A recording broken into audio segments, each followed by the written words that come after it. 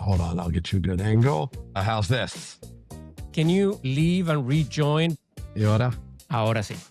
Okay, bueno. I know that you love listening to podcasts. I am a podcast addict, so I will be listening to every episode you produce. Okay, so we're going to start. From Columbia Journalism School in New York City, this is Juan Manuel Benítez Wants to Know. Mark Levine will almost certainly become New York City's next comptroller in November.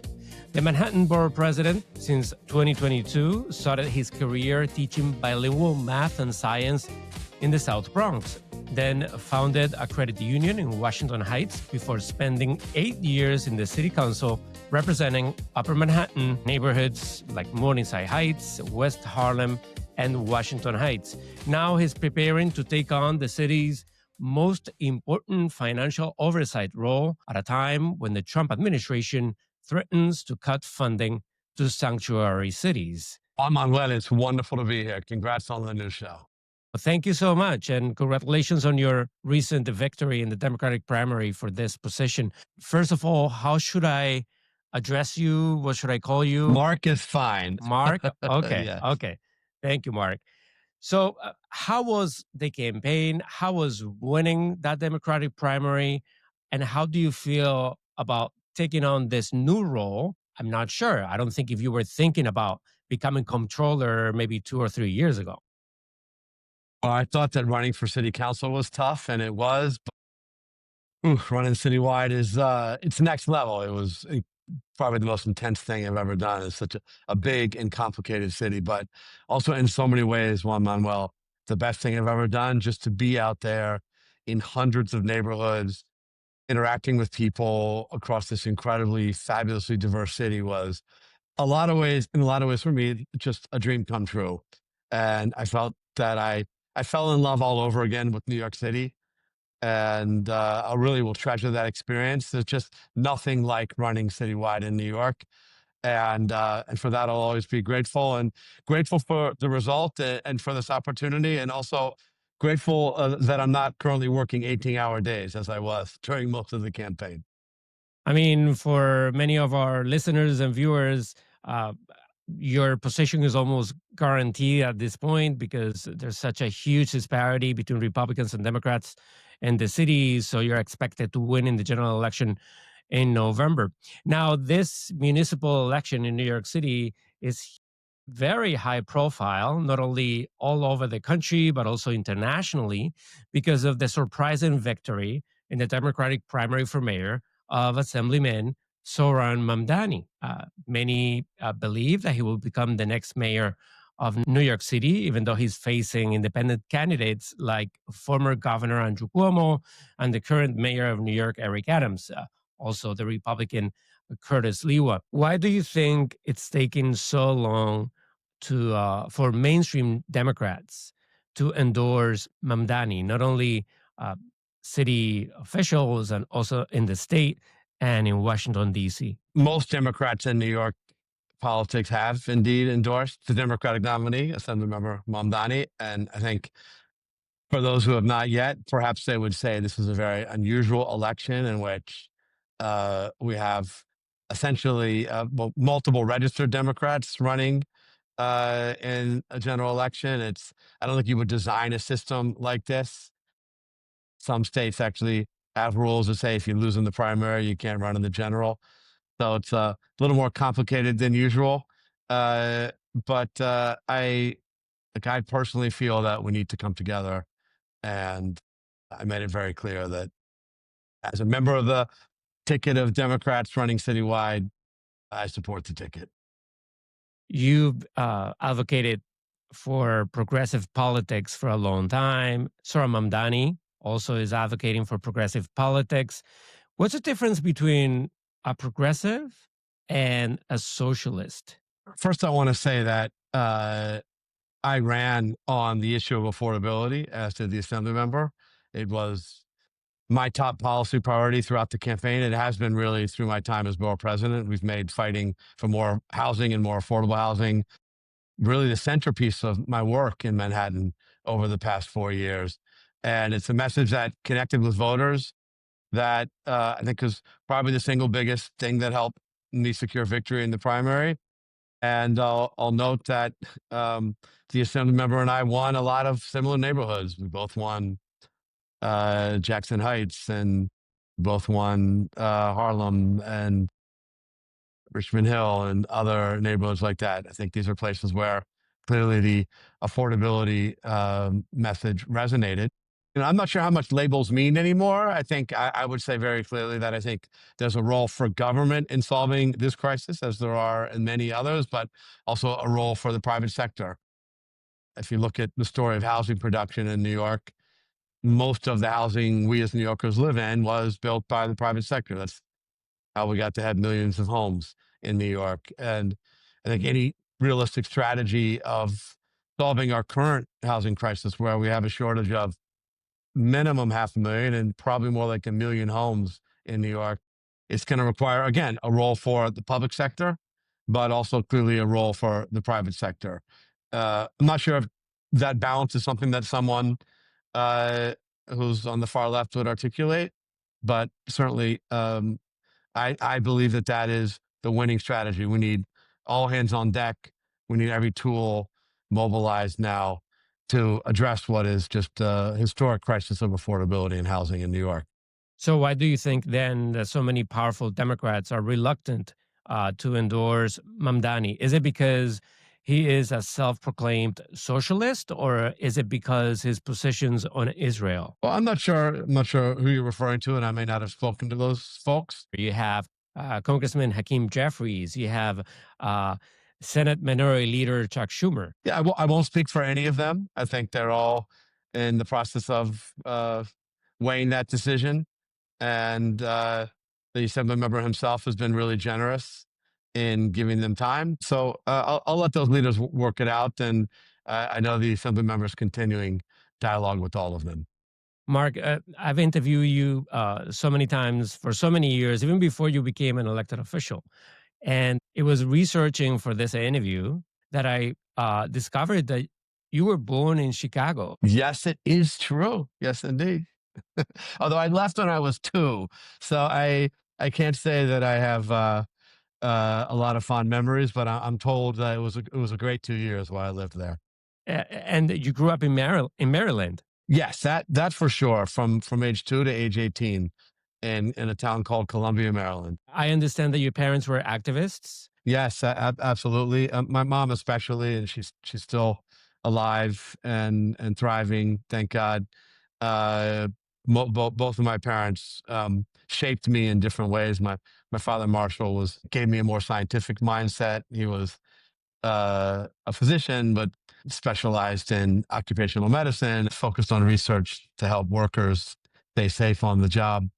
And I inherited my love of science from him. And my mom, she marched with Dr. King at Selma in the '60s. She's been fighting to make the world better her entire adult life, and been inspired by her and continue to be. And the two of them really shaped who I am today. Do you remember how old you were when you marched with them for the first time, or you supported There are one of their pictures. campaigns? There are pictures of me as a toddler going to marches. I think actually this might have been one in Chicago where there was a controversy over a school superintendent who was under attack, and I think this was a march to defend the superintendent. I was wearing a big button as a toddler saying the name of the superintendent. I think it was Coffee was his name. So man, this is almost literally since I've been diapers. Almost literally since I was in diapers, Juan Manuel, I've been out there trying to make the world a better place.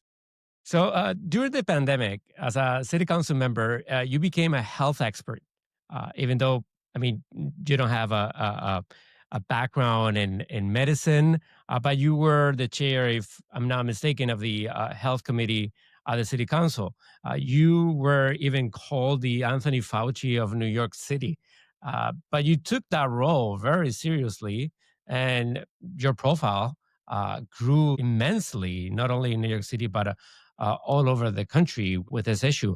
And then, as Manhattan Borough President, you took on the issue of housing. You identified many different city lots that could be used for building new housing.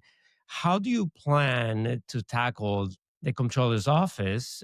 Do you plan on taking that numbers, data, oversight, boring role into something wider or with a higher profile? Well, I'm proud consistently of identifying really big problems in the city and identifying solutions and fighting to make it happen. I did it uh, really going back to my time before politics, where I was a teacher in the South Bronx. I saw so few of the families of my kids had any connection to the banking system. And so I went on to start a community credit union in Washington Heights to help immigrant families get access to credit. And it's still going strong, by the way. It's called Neighborhood Trust. It's made $100 million of small loans in the neighborhood. And as a council member, I saw a real epidemic of evictions. This was around 2013, 2014 when I got to city council, and we were seeing over 25,000 evictions a year in New York City. And so I introduced a bill to make this the first place in America to create a right to counsel for tenants facing eviction in housing court. And it's been a game change for tenants. The eviction rate is half what it was during those difficult years. And yeah, you talked about my years as health chair during the COVID pandemic, when I was able to draw on my background in science, not health or medicine, but felt I was probably better equipped to talk to epidemiologists on technical matters because of my background. And look, I'm going to take that approach to the comptroller's office. I can say right now that our work is not done on housing affordability. I get the numbers every month, and the average rents in Manhattan are now over $5,400 a month. It is a threat to the future of the city, nothing less. And I'm going to fight really hard and use the tools of the comptroller's office to tackle housing affordability. But sorry, go ahead. You were going to ask. Do you support the Democratic nominees for mayor proposal to freeze the rent stabilized apartments? I did support it this spring, and because of the pressure tenants have been under, and because in recent years rent increases have outpaced the rate of inflation in New York. I will take this on a year-to-year basis. I'll evaluate it every year. Ask me closer to next June for where I'll land on the next cycle, and I'll continue to prioritize the needs of tenants and also look at the financial viability of buildings. For the sake of tenants and everybody, we need rent stabilized buildings to be financially viable so that they're well maintained and safe. We need to balance a variety of economic and financial factors. It's what I do every year and what I'll continue to do in the years ahead. When it comes to the pension funds, you are going to replace also a progressive comptroller, Brad Lander. Are you expecting making any changes to the investments? Are you going to be an activist comptroller, investing or divesting? Well, I will certainly be an activist comptroller, and there are many ways to do that. There's many tools that this office has, investments being a big one. But as you know, the comptroller must approve and register all contracts. Comptroller manages the tort claims process when you sue the city, oversees wage enforcement for prevailing wage jobs, and of course, perhaps the most important, has audit, oversight, investigation, and if needed, even subpoena power over every agency of city government. So I'm going to use those tools to fight for the city for sure. On investments, look, Comptroller Lander deserves a lot of credit. He's gotten really good returns in the pension fund, and honestly, that has to be our top priority because more than 750,000 current and future retirees, people who've served the city, depend on that. I'll focus, I think, even more on our challenge of housing affordability. And there's actually a certain piece, a percentage of the pension fund, which can be dedicated to investments in the 5 boroughs of New York City. And the rules allow for up to 2% to be invested in New York. Right now, only about 1% is. So that means we have almost 3 billion more that we can invest in projects in New York. And in the campaign, I put out a plan to use that money to finance affordable housing that might not otherwise be built in a way that's prudent, that protects the assets of our retirees for sure, has to get a return, but that also hits that sweet spot of helping projects that might not move forward. I'm going to go really hard on this. I think we calculated could produce tens of thousands, as much as 70,000 units across New York City, including, we think, some deep affordability. This is something that I'm going to make a top priority. It's been my priority as borough president, and I'm going to do it again as comptroller. Do you foresee already any areas of opposition or disagreement between you and potentially the next mayor, if it happens to be Zohran Mamdani? Well, the job of the comptroller is to be totally independent. And that means, in my opinion, you support the mayor when there's doing well, when he or she is doing well, and you do everything you can to help them succeed. And you call out that success. But at the same time, the job of the comptroller is also to push back and to bring accountability and to identify failures in city government, and also to be positive and point the way to better policies. And I will do that. That's the kind of comptroller I will be. I'll be calling balls and strikes.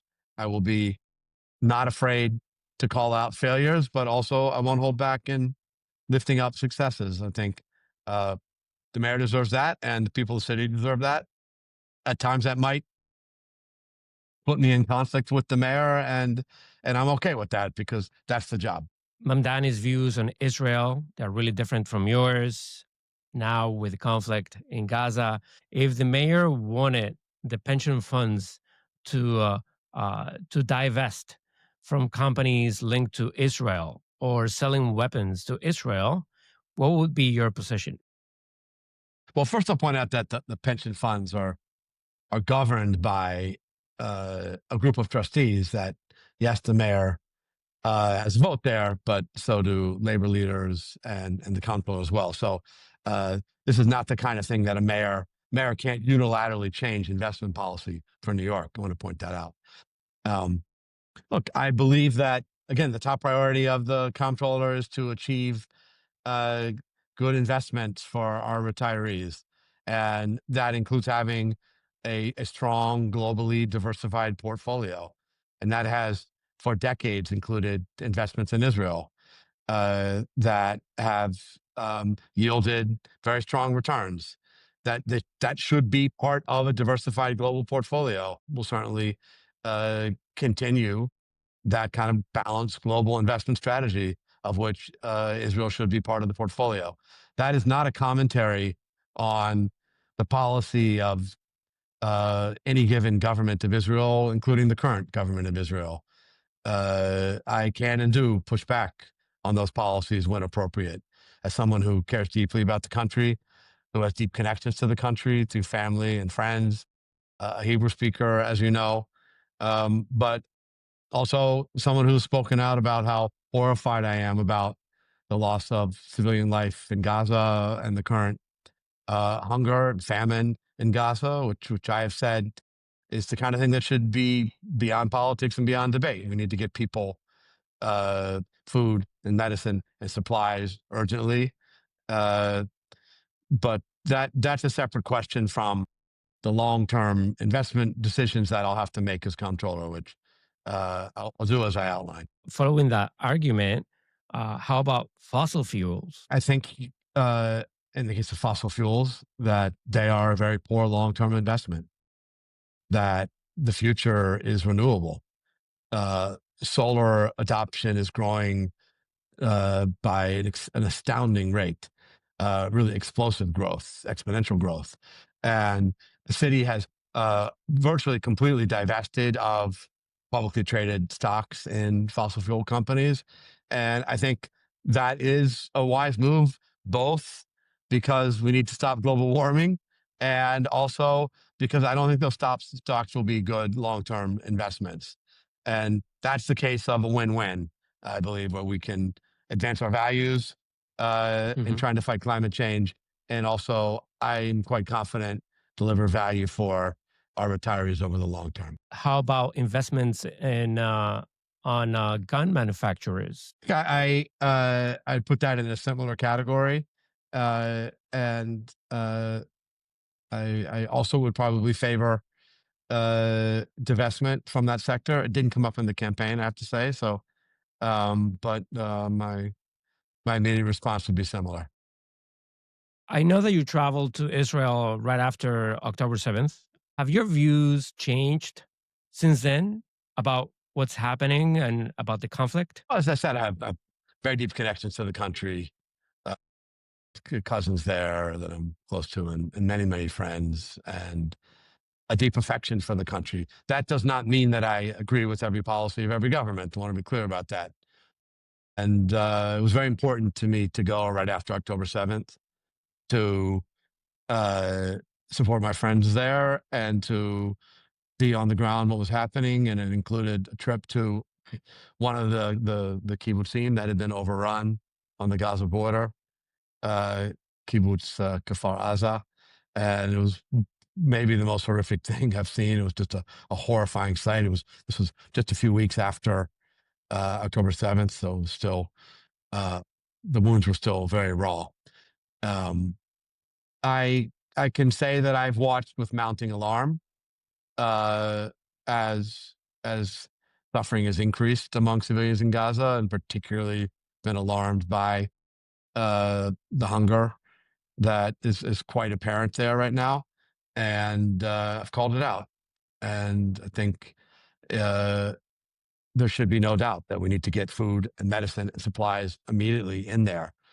And that Israel has a responsibility to help ensure that happens. The United States, every country in the world, been outspoken about that and will continue to be. Mamdani has a lot of critics saying he's too young to be a mayor of the city. He's 33 years old. Uh, you are, I'm assuming, in your 50s. Yes. Is there anything that you believed when you were 33 years old that you don't believe in anymore when it comes to politics and policy? When I was in my 20s and more in the activist mode, it's easy to demonize people inside government as being just motivated by nefarious purposes.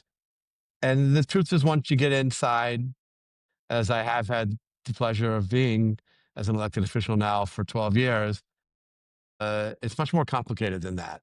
I think most people I know inside New York City government are there for the right reasons and are really trying to do right by the city and are caught up in systems that are failing. So I'm a little more humble about judging public sector leaders now that I've gotten closer to their work. That doesn't mean that I am not adamant in pointing out the failures of New York City government, which are many, and adamant of fighting to improve city government and city services.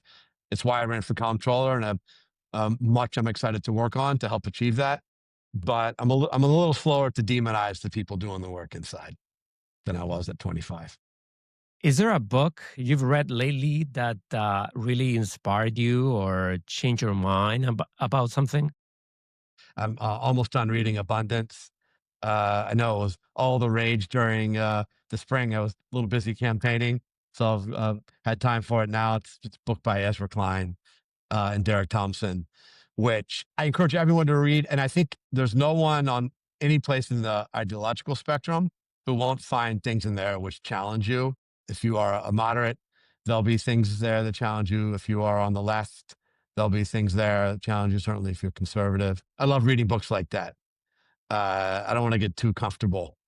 And this one's given me a lot to think about. Have you had a chance to read it yourself yet? No, I haven't. It's a good one. Put it on your list. I will. I can lend you my copy when I finish. Definitely. Now that we are recommending stuff, I know that you love listening to podcasts. In fact, for years, you told me to start a podcast. Are there any top of the list podcasts that you recommend, not your colleagues, but your friends, your close friends and family?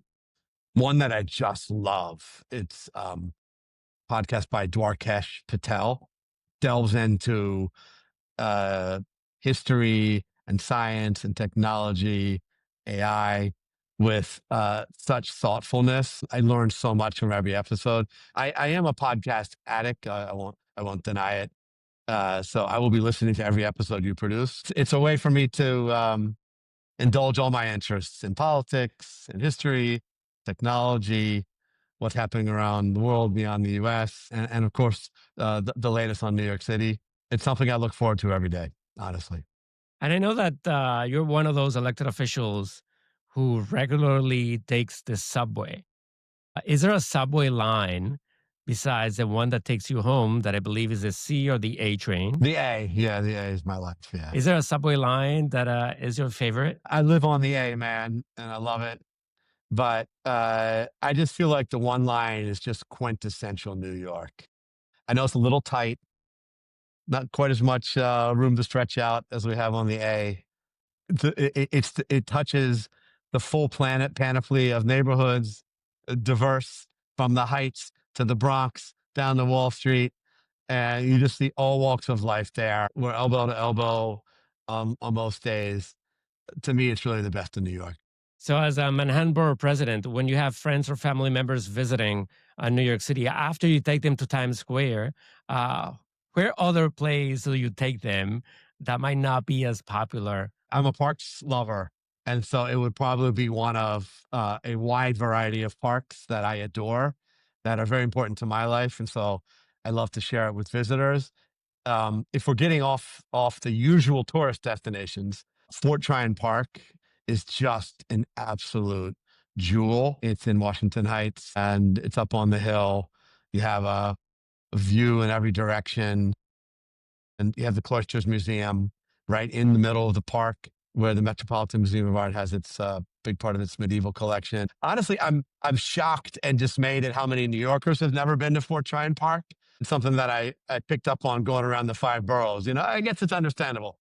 Not a lot of Brooklynites have made it up to Fort Tryon Park, but if you're watching this and you have not been there, you got to check it out. It's an absolute treasure. Any site or building in New York City that you believe should be a landmark and it's not yet? I've landmarked a lot of buildings in my time in city government, including the whole neighborhoods. We got a Morningside Heights Historic District landmarked.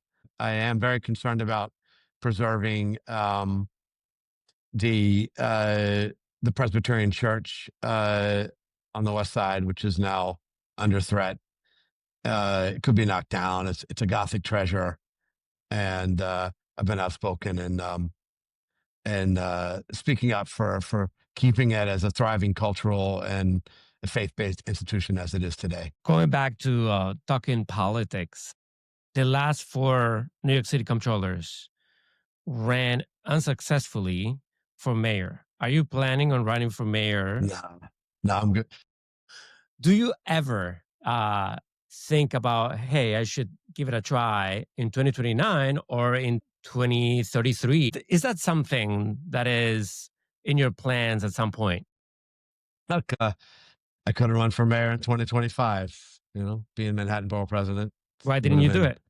Because I'm actually incredibly passionate about this job of comptroller. It is underappreciated. The city can't work unless this office is run well. And I think it's uniquely skilled, a unique fit for my skill set in many ways. And as I've been digging into it in the last couple of weeks, now that the primary is behind us, just really trying to understand even deeper than I had the functioning of the office. It's extraordinary. How substantive the work is. It's far beyond what I've had as borough president of the council. This is for me a big opportunity to grow and to lead citywide. I couldn't be more excited. So I got nothing on my mind right now other than being the best comptroller I can for New York City. But you would like to be mayor one day? It's really not in my mind, and it's a tough job. It's not something that anyone would take lightly. For now, I'm going to be doing everything I can to make sure the next mayor succeeds. And now that we're back talking politics, what do you think Democrats should be doing right now? Should they go with the Mamdanis of the Democratic Party, or should they go with the mainstream moderate Democrats or traditional Democrats now in Washington, D.C., the ones with the high profile positions in Congress? Well, first, let me point out that it's rough right now for Democrats. We as a party nationally are not in a good place. It's hard for me to even think back when in my life we've been in such a challenging position politically. And there was a report out this week in the Times about the shifts in what party people are registering as, and Democrats are losing ground. People are much less likely to register as Democrats. And that means we're losing young people. The data showed it was particularly a problem in swing states. We have a lot of challenges right now. I think we need bold, aggressive policies that don't accept the status quo, that don't look at incrementalism, that speak to the economic anxieties that particularly young people are feeling right now. Affordability is a huge part of that. Honestly, housing and housing abundance deserves a place in the national platform, should be front and center. Affordability should be front and center in the national platform, and that we're willing to take on anybody to achieve it. Willing to take on Trump, willing to take on the MAGA types, willing to take on Elon Musk and billionaires who get in the way of solving these challenges. That's the kind of more muscular vision I've attempted to put forward in my own world of New York politics, and one that we need leaders nationally in putting forward. If you become comptroller, you and whoever becomes mayor will have a role in opposing or defending the city from the Trump administration. The Trump administration is threatening with funding cuts to those cities that are sanctuary cities. So, who would be the best partner in your mind as mayor? Zohran Mamdani or former Governor Andrew Cuomo? Partner to take on Trump? Correct. I think it's pretty clear the governor and the current mayor and the Republican nominee are all compromised vis-a-vis Donald Trump. All of them have direct or indirect communication with the president, are seeking some form of assistance in the general election. And that to me is quite alarming. We need a mayor who's unencumbered by any obligation to Donald Trump, because he's coming at us. He is a threat to our economy, to our fiscal health, to the people of the city, especially immigrant families. And we need to fight back. We need a mayor who fights back. I will be a comptroller who fights back. Comptroller has significant tools to do that here in New York, but also nationally. You were asking about national Democratic politics. Blue city and blue state pension funds collectively hold over $1 trillion in assets. And I'm going to work with Democratic treasurers and comptrollers around the country to go to corporate leaders and say, we're not going to let you give in to pressure from Trump. We're shareholders. We own stock in every company in America. And we're going to demand that you continue to uplift diversity and bold climate goals and worker safety and LGBTQ rights. So I plan to be very, very active in pushing back against the MAGA agenda. And certainly I want a mayor who will do that as well. A few quick questions. Are you planning on implementing any kind of AI or using AI in the comptroller's office? I am extremely focused on what I think is the most transformative technological advance in human history that's unfolding now at a very rapid pace. I think New York City is sleepwalking into this. I think we are doing almost nothing to prepare for this or to shape it. And I see myriad threats that we need to mitigate and myriad potential benefits that we need to take advantage of, benefits in healthcare and education and economic opportunity, but threats to the workforce and employment, threats to copyright, the work of creatives in New York City that are so important to our economy here, the spread of misinformation, and ultimately potentially much worse. To me, I think like the city is kind of in the grips of denialism on this, and I'm really going to use my voice and my platform to try and motivate people to focus on this, including within the office of comptroller and city government more more broadly, New York City government is stuck in the 1990s technologically. Have barely caught up to the computer revolution. We certainly have not adapted to more recent advances. And there's huge potential here. Right now, well, if you want to build affordable housing in New York and you got the property all set and you got the developer and the financing and the zoning's good, you need to add another year to year and a half to the timeline for HPD to approve the paperwork. And that just means there's a family in a homeless shelter for another year. It's unacceptable. Technology could speed that up and could. And I'm already thinking about ways technology can improve the comptroller's office to get better results for the city, to empower workers. And we need to be having that conversation throughout city government to deliver better for New Yorkers, to empower city workers. And I plan to be very, very outspoken on this. As you can see, it's a topic I'm passionate about. And in your personal life, is there an AI tool that you use frequently? And if so, for what specifically? Look, I try all of them to learn. I'm pushing myself to learn.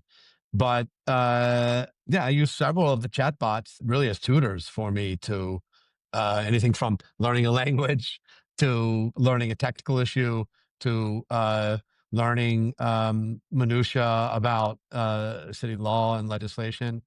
These are not the same chatbots that you might have tried in early 2023. They're far more sophisticated, and they're not perfect. They still hallucinate. They still make mistakes, but they're quite powerful.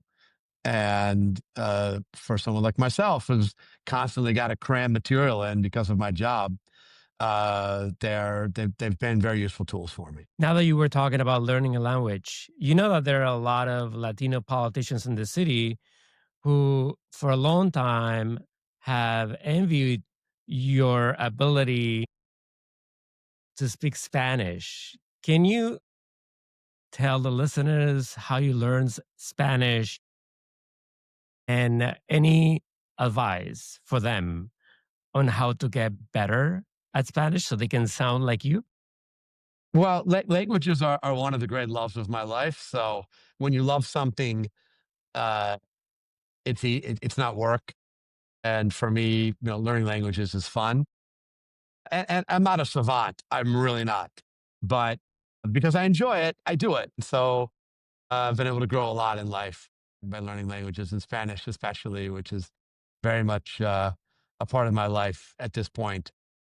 There's no substitute for immersion, Juan Manuel. And I spent a couple summers in Mexico as a kid, but the big thing I did my junior year of college in Spain, where I was the only American in an 800-person physics department. So if I wanted to eat, I had to learn Spanish very quick. Can I give one more piece of advice? Is don't be afraid to make a fool of yourself. That's probably the biggest block people have in learning the languages. Because in the early days, you're going to make a mistake. How many Spanish speakers have said embarazada, thinking that it means embarrassed, right? It means pregnant for the non-Spanish speakers. Okay, you're going to make the mistake. You're learning Spanish. Every language has 1,000 mistakes like that people make. But, get out of your comfort zone. Be ready to be embarrassed. You're going to learn the language and it'll change your life. Manhattan Borough President Mark Levine and nominee of the Democratic Party for Comptroller of the city, thank you very much. Muchísimas gracias. Thank you, Juan Manuel. Great to see you, man. You can find Juan Manuel Benítez Wants to Know on Spotify, Apple Podcasts, Substack, and YouTube. Rate, subscribe, and let me know what you think. That's it for this episode. In Manhattan, I'm Juan Manuel Benítez.